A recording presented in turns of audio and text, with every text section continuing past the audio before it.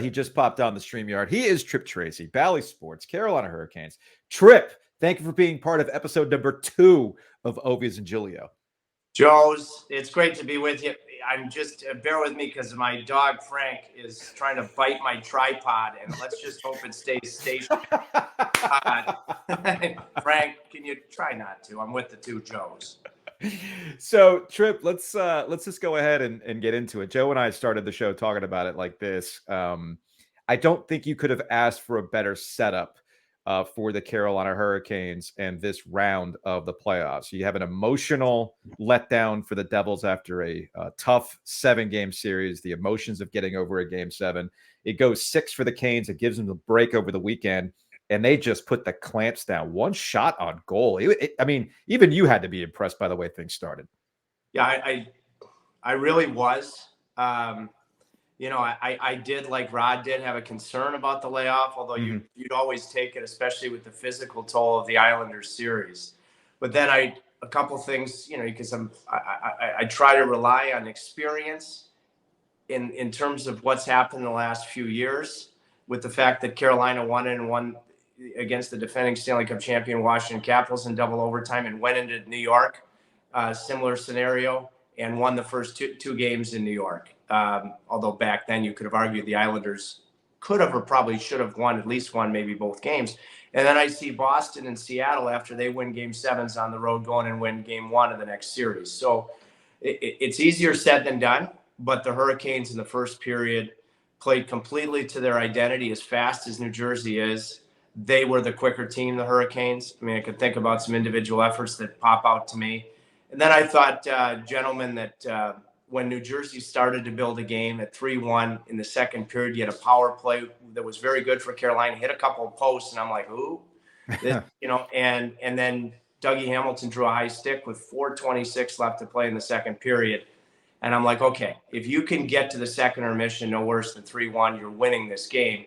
You guys remember in January, I think it was Teravainen and Aho that teamed up on a shorthanded goal that made it 3-1 in the second period. New Jersey scored 2 late second period goals and 1 in the third period. So the start and that last 5-minute segment of the second period were particularly important in a very good Game 1 performance. We all know that New Jersey will be a much tougher opponent in Game 2. Tripp, it's funny. I went to skate yesterday, my first time in a minute now, and I didn't realize some of these new formats. And Rod is very interesting in the sense that if you ask him a very hockey-specific question, he has a great answer. The things you cannot ask Rod are questions about Rod. So I'm going to ask you a question about Rod. And that is, I look at Seth Jarvis last night, and that goal was spectacular. And to me, that's confidence. What did Rod do to get Seth going in that situation? Because I just, in my head, I had it, there was a talk there, or there was maybe a moment, and maybe with Rod, it's maybe even more subtle than that. But I think that's really one of his just superior strengths. Joe, baby, outstanding question, a lot to get to there. First of all, what I love the most is that his goal started with responsible play as a winger on a defenseman, Graves, the defenseman, in his own end. So it's a 3-zone play that finishes with a highlight reel goal. Then Jarvis makes a goal-saving play before the third Carolina goal in the second period, and then a big-time defensive play before Aho set up Shea for the backbreaker. For me, he was the first star of the hockey game when you look at that. So excellent guy to talk about. With regards to Rod, first of all, he is a true player's coach from the standpoint that it's always going to be positive reinforcement. Occasionally, very occasionally, exception to the rule.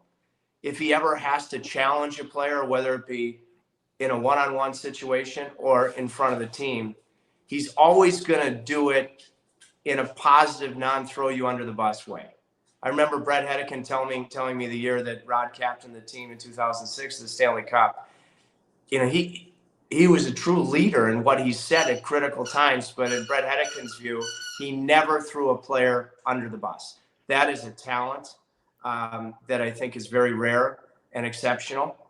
So that's what I think about with Rod. And the other guy I think you absolutely have to mention is Brett Burns in this conversation, because as elusive as the Stanley Cup has been, as likable of a teammate as he is, as mature of a veteran he is in his investment in the game, but yet simultaneously he's Tom Hanks from Big with his youthful energy. I wouldn't be surprised if Brent Burns has helped Seth at critical points too. But Rod has the ability, when he's sending a strong message, to do it in a positive way. And that is a very rare talent. Tripp Tracy is hanging out with us here on Ovies and Giglio Bally Sports. The Canes are up 1-0 in this second round series. They started, it's goalie question time, Tripp. They started with Freddie. Man. Look, Joe gets on me about this stuff. It's fine. Oh, man. I told you Rod ended all of this. He gave away the game in the first round. He said, just give us a chance. Right. But see, I'm going to throw a curveball. I'm going to give a tip of the cap to Giglio on this one. With the way that the Canes were playing and it was just one shot, I mean, I'm pretty sure I might have had a chance last night. It was like E-Bugs, as Joe said, it's like E-Bug situation out there. I mean, they played that was a dominant first period. We'll get to why Freddie, but it was almost immaterial in the first period. First period, yes. Second period, after Bastian scored and New Jersey was building the game I mentioned earlier, he probably made 2, maybe 3 saves right after that goal was scored. And then I mentioned that very important final segment to the second period started with a kill where they didn't give up anything. It was a stellar kill. But then in the last 2 minutes, I'm going to say Freddie made 2 goal line penetration saves that were big time, that would have changed the dynamic of the second intermission if, again, you don't get there any worse than 3-1. So those were very, very timely saves. I go back to a conversation. I didn't get to see you guys, your faces like I do now, but before the last game in Florida, and the three of us had a talk about the goaltending, and Carolina had just won at home against Detroit in their last home game, game 81. And I really felt like, and said it on our television broadcast that night, that Ranta was the guy to start because he had earned it. He had been so particularly stellar at home. At some point, you're going to go to Anderson. And the reason I really liked that chronology, and then Freddie wasn't healthy, through the course of the series until game 6. The reason that I love the decision so much is I think I've shared this with you guys before.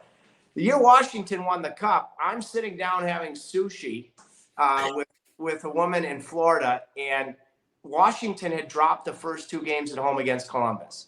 Barry Trotz had chosen, the Caps head coach, had chosen Philip Grubauer. And then they go to Hopi on the road down 2-0 in the first round. They haven't won a game. And it's going to overtime, and I'm having, some spicy tuna. And, and I said to her, I'm telling you, if Washington wins this game, they're winning the Stanley Cup. She goes, you're nuts. I said, well, yeah, I am nuts, but I strongly feel this way. And they did. And Hopi was a big part of it. And they, won their only Stanley Cup in franchise history. The reason I loved that and felt so strongly about that is, having played goal, not well, but when the guy who comes in second, people think it's pressure. It's actually less pressure because, Rod would say that, Freddie was never really a choice until game 6 because he wasn't healthy. No, I think there was a choice in game 1. And, Freddie coming in, he was brought in to be this guy. His ceiling is significantly higher than Auntie's.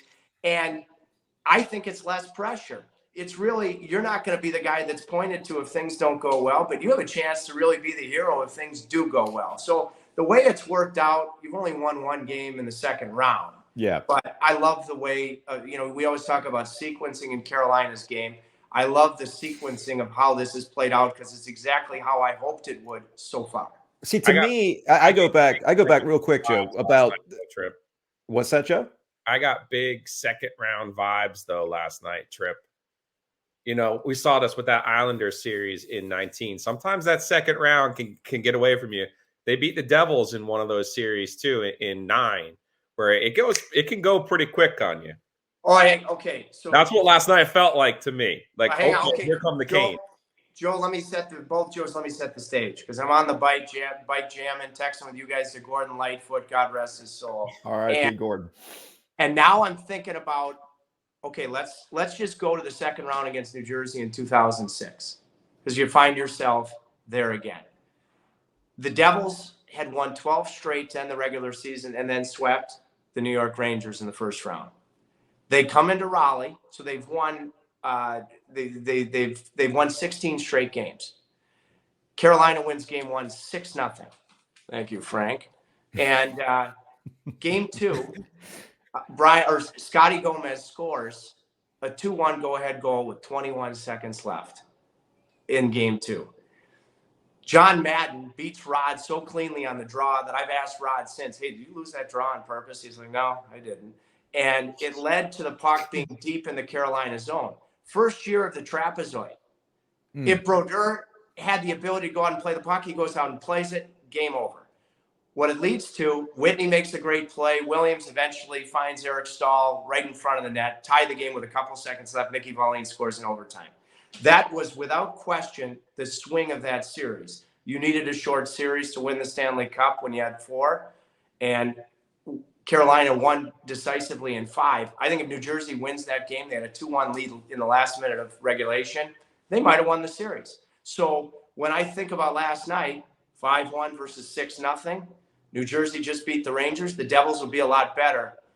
Are we going to see a pendulum swinging moment, Joe? Like you said, these things can swing. That's the challenge. That's the formidable challenge, relying on the history in particular of these two teams and thinking about another second round between them in 2006. Tripp Tracy, Bally Sports, hanging out with us here. I'm Joe Ovies. That's Joe Giglio. So I was going to go back. One point I wanted to make about goaltending before we move on and look ahead to game 2 on Friday night. See, to me, I think the story is, I get what you're saying about Freddie Anderson. That's why they brought him here. He has the higher ceiling. To me, I feel like Antti Ranta deserves some more flowers in that. And Rod said this.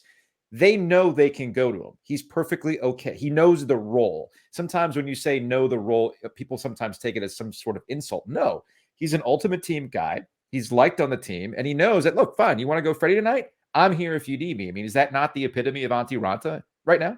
Both of them. I mean, Joe, they genuinely support each other. They both want the net. You want more alpha from both of them, and that's what grabbed me about Ranta in the first round. Is he wanted the net, and in his body language, in the way that he dealt in particular. I know the critical first 2 games he won at home, which he's done with regularity when you think about Boston, when you think about the Rangers, when you think about the Islanders, getting in front of series. He's the central part of that in the last several. But then when there was chaos on the road, not only did he have swagger, but he wanted the net. And so, you know, you want a situation. Frank, are you weighing in on the goaltending situation? Oh, I think he is. This is why I keep the cats. I got the doors behind me. I keep the cats. Otherwise, they'd be crawling over the cameras and everything else. If you're not watching on YouTube and you're listening on the podcast right now, Tripp Tracy is dealing with his dog. How old is your dog now? Yeah, good question. He's a puppy at 11 months, so he's full 11 of 11 months. And he's he's named after Frank Sinatra. He's a constant reminder my way wasn't working. And, so he's a ball, but hey, Antti has every argument right now. It's that simple. And if things didn't go well last night, I fully expect that Antti Ranta would be getting the starting game 2. Now I'm rolling back with Anderson, but full confidence now with the way he played on the road, full confidence in playing Ranta if need be at home or on the road. By the way, New Year's Day this year, to extend a long winning streak, he beat New Jersey on the road January 1st. So, and then I want to pose to you guys, as we talk about goaltending, you got to Schmidt early last night. You chased him. Vanacek played very well against Carolina in the regular season. I think Lindy's starting Vanacek tomorrow night. I'm with you on that. I think he already had a shaky game 6, bounced back, but they demoralized him last night. I think they have to go back to the old guy. I mean, that's my thought. I think I'm going to just disagree that I thought Schmidt was the difference in round 1, and he did bounce back. And I think that's why he pulled him when he did, to give him a chance, because that's the move. I think you go back to him. Now, Tripp, you've been mostly right about this stuff, but I think the way that he has lifted them, we'll see. Or maybe you see what happens, and if you have to go back to him in game 3 back at the Rock, maybe you do that. Good question. My gut tells me he goes to Vanacek when I factor in the season series, and he was good last night, but you make a very sound argument. This is, I talked to Lindy yesterday in the morning about, because he's been around for a long, long time, and what his experiences have taught him about making adjustments and combining your head and your gut. And he said, hey, one of the biggest parts of it is, and he looked at the media and he said, you guys are all going to talk about it, is when you make a bad decision, one that doesn't work out, you can't lose any confidence in yourself. He's got a genuine decision for all of those factors that you just mentioned. I know New Jersey went down 2-0 in the first round on home ice against the Rangers, and we know what happened. Thinking about that 2006 second round, I feel very confident, and it's going to be a very formidable challenge tomorrow night. That if Carolina wins tomorrow night, they're winning this series. We'll get you out on this. Tripp Tracy hanging out with us here. Jack Hughes you can easily focus on him when you don't have Timo Meier. So what is the status for Timo in game 2? Do we know?